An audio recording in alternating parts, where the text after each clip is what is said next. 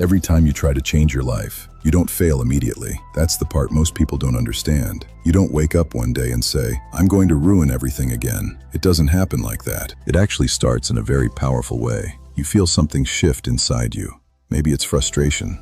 Maybe it's guilt.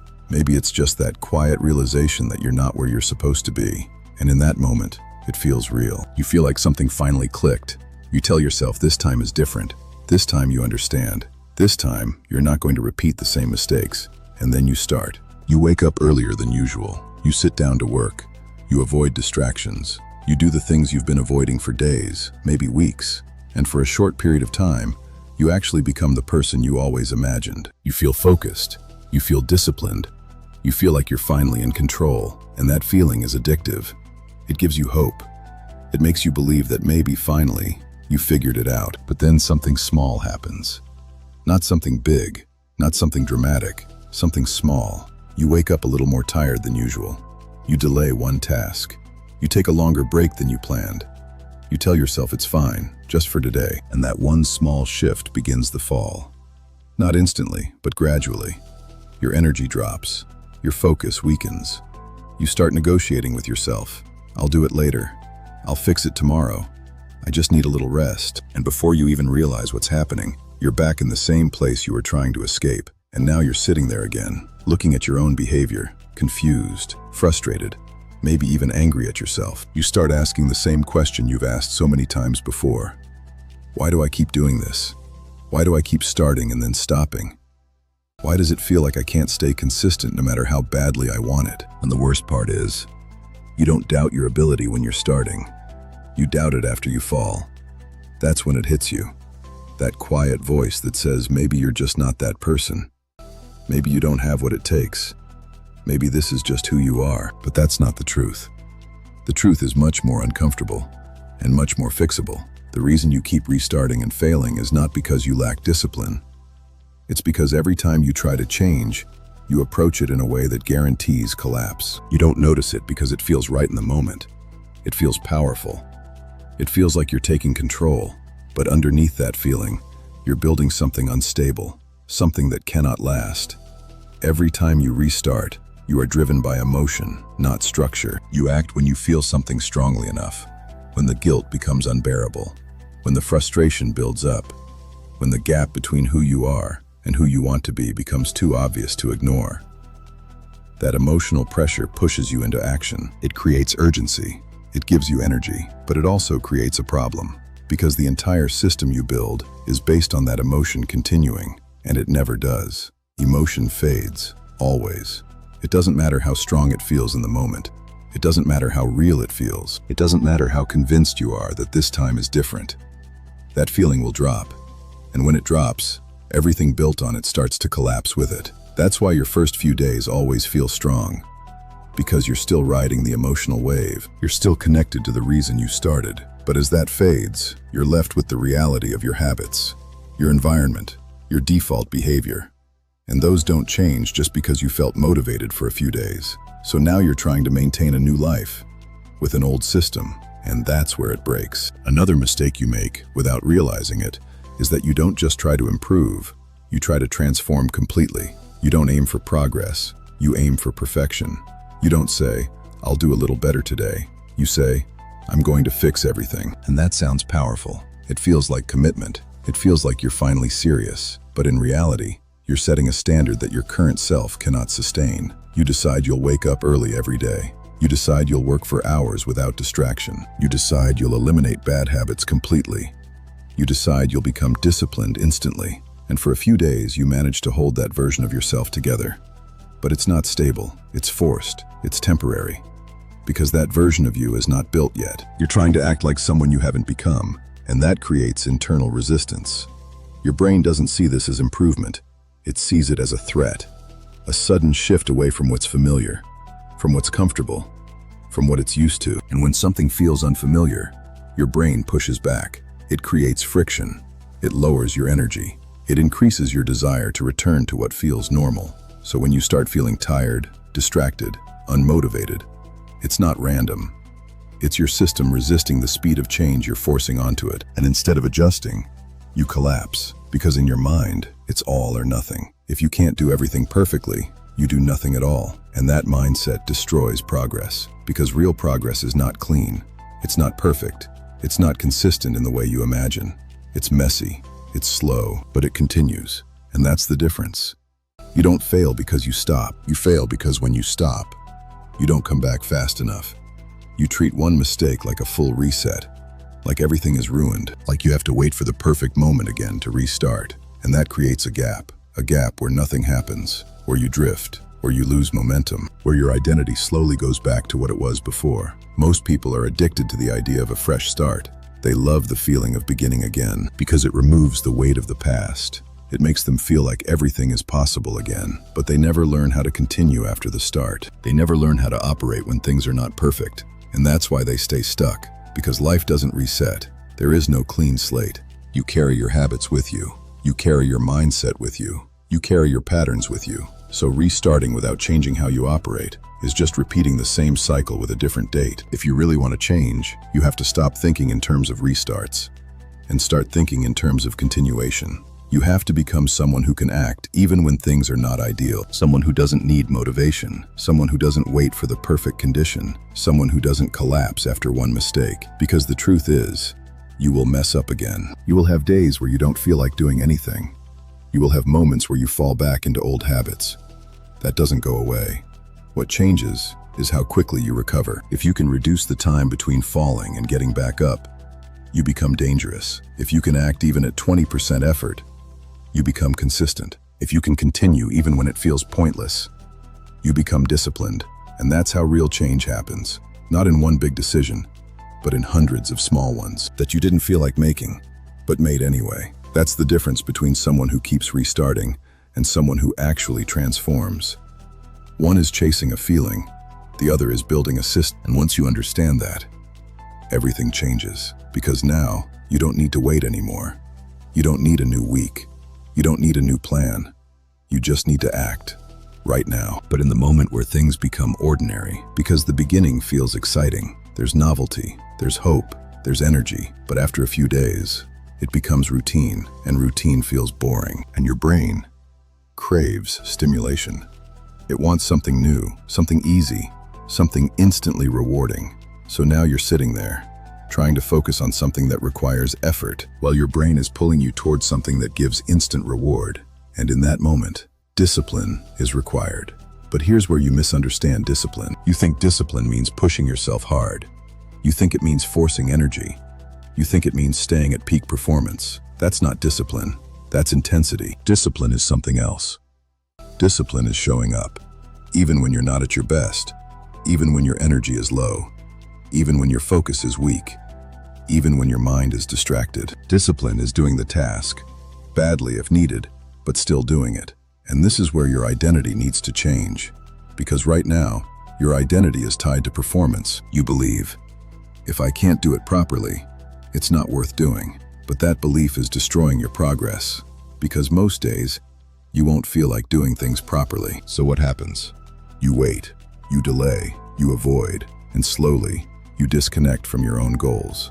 Now think about someone different. Someone who doesn't care about doing things perfectly. Someone who only cares about showing up. They sit down to work, even if they're tired. They do a task, even if it's not their best. They continue, even if they don't feel motivated. At the end of the week, who do you think moved forward more? The one who waited for perfect conditions, or the one who acted in imperfect ones? This is the shift you need to make, from performance to consistency, from intensity to repetition, from motivation to action. And once you understand this, you stop expecting yourself to feel ready. You stop waiting for energy. You stop needing that emotional push, because now you know you don't need to feel good to act. You just need to act. Let's go deeper. Another reason you keep restarting is because you're too attached to your past version. You remember a time when you were more disciplined, more focused, more consistent. And now, every time you try to improve, you compare yourself to that version. You think, I used to do better than this. I used to be more consistent. I was more focused before. And that comparison creates pressure. It makes your current effort feel weak. It makes your progress feel slow. It makes you feel like you're behind. And that feeling kills momentum. Because instead of appreciating the fact that you're trying again, you're disappointed that you're not already at your old level. But But here's the truth. That version of you is gone. Not permanently, but you can't go back to it instantly. You have to rebuild it from zero. And that's where most people fail, because they don't want to start from zero. They want to continue from where they left off. But life doesn't work like that. If you stop going to the gym for months, you don't go back and lift the same weight immediately. If you stop studying, you don't go back and understand everything instantly. If you stop working on your goals, you don't go back and perform at the same level. You restart from a lower level. And that's normal. But your ego doesn't like that. Your ego wants you to perform at your peak, even when you're not there yet. And when you can't match that expectation, you quit. So here's what you need to do. You need to accept starting from zero, without frustration, without comparison, without ego, because starting from zero is not failure. It's the only place real growth begins. And once you accept that, everything becomes lighter. You don't need to prove anything. You don't need to rush. You don't need to impress anyone. You just need to take the next step, and the next step, and the next step. That's it. And now, let's talk about something you probably don't want to admit to yourself. You don't just fail because your system is broken. You also fail because, in some strange way, you've become comfortable with restarting. Think about it. Restarting feels good. Not the failure part, but the moment right before you restart. That moment where you say, all right, enough is enough. I'm changing now. There's something powerful about that moment. It gives you control. It gives you hope. It gives you the feeling that you're not stuck, that you can still turn things around. And your brain loves that feeling, because it's easier to feel like you're about to change than to actually go through the slow, boring process of changing. So what do? You stay in that cycle, not consciously, but it becomes familiar. You fail. You feel bad. You promise change. You restart. And for a moment, you feel like you're moving forward, but you're not. You're just looping. And the reason this loop is dangerous is because it tricks you into thinking you're making progress. You're not completely inactive. You're not fully giving up. You're always about to fix things, but about to never becomes done. This is why some people stay stuck for years. Not because they don't try, but because they keep trying in the same way. They never change the structure. They only change the intensity. Sometimes they go harder, sometimes they go softer, but it's always the same pattern. And until you break that pattern, nothing changes. So how do you break it? Not with motivation, not with a new plan. You break it by removing the emotional drama from your actions. Right now, everything you do is emotional. You act when you feel like it. You stop when you don't. You judge yourself based on how you perform. You attach meaning to every success and every failure, and that creates instability, because emotions are unstable. One day you feel powerful, the next day you feel weak. One day you believe in yourself, the next day you doubt everything. And if your actions follow your emotions, your life becomes unpredictable. But if your actions become independent from your emotions, everything stabilizes.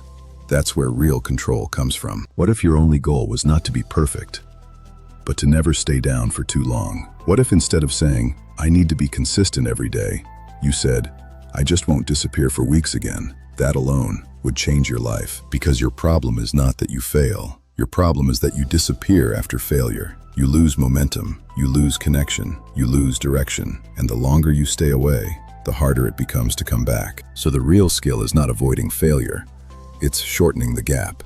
Fail, recover, fail, recover, fail, recover, faster and faster, until failure stops being a big deal. And once that happens, you stop fearing it. And when you stop fearing it, you stop avoiding action. And when you stop avoiding action, you finally start moving forward. That's the shift. Now let's bring this into real life again. Imagine your day. You wake up late. You already feel behind. Your mind starts, today is ruined. And that one thought destroys your entire day, because now you act like it's ruined. You delay. You avoid. You disconnect. But what if you ignored that thought? What if instead you said, doesn't matter, I'll still do something, even if it's small, even if it's late, even if it's not perfect? That one decision breaks the pattern, because now you didn't let one mistake control your entire day. And that's power, not control over everything, but control over your response. That's what you need to build, because life will always be unpredictable. You will never have perfect days every day, but if you can stay stable inside that chaos, you become unstoppable. Not because you're perfect, but because you're resilient. And resilience is built exactly like this, by continuing, even when it doesn't feel right. Now look at yourself honestly. How many times have you stopped? Not because you couldn't continue, but because it didn't feel right anymore. That's the truth. You didn't run out of ability, you ran out of emotion, and you mistook that for failure. But it wasn't failure. It was just the moment where real discipline was supposed to begin. And you left, but now you know. That moment is the most important moment. Not the start, not the plan, but the point where you don't feel like doing it anymore. That's where the real work is. And if you can stay there, even for a few minutes, you change everything. Because now you're not just someone who starts, you're someone who continues. And that's rare. That's powerful. And that's what separates people who stay stuck from people who actually move forward. And if you've stayed this long, then you already know something about yourself. You're not someone who doesn't care. You're not someone who's just lazy or lost or incapable. Because someone like that wouldn't even sit through this. They wouldn't even question themselves this deeply. They wouldn't even look for answers. So remove that idea from your head right now. You're not broken.